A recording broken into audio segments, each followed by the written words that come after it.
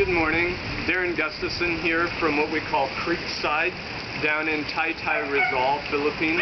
Just up the hill from here we run a birthing home that offers free prenatal and birthing services to many of the families along here. Many of the children living along this river were born in our home. I'm standing in what used to be Rose and Joji's home. The water from the river came in underneath their floor and literally just drifted up and flushed it down the river. The only thing left standing here is the toilet. Rose and Joji haven't even started to rebuild yet, but they have been working together with us to help distribute relief goods to the other families in this neighborhood. To begin with, what we did was simply to house and feed people who had no other place to go.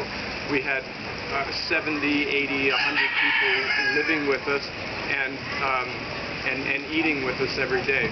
Within the next few days, we were able to get cooking utensils to families that had lost everything so that they can go back to their homes and at least start feeding themselves, at least start cooking the foods that they would choose to eat for themselves.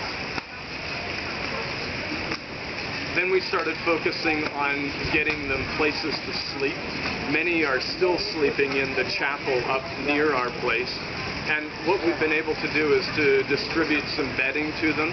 For some, we've given just a sheet of plywood and 5 cement bricks to get them up off of the ground. And a whole family will sleep on a sheet of plywood with a single blanket. This week, children have been going back to school, and so we've been distributing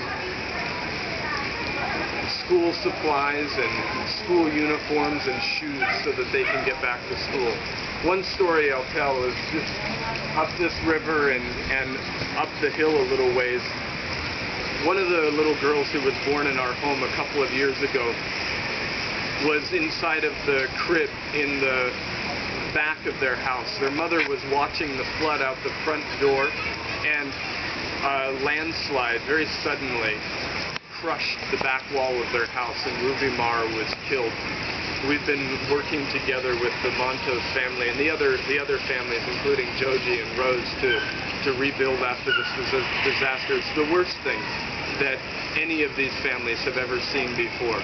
And being poor, they have very few resources to work with for rebuilding.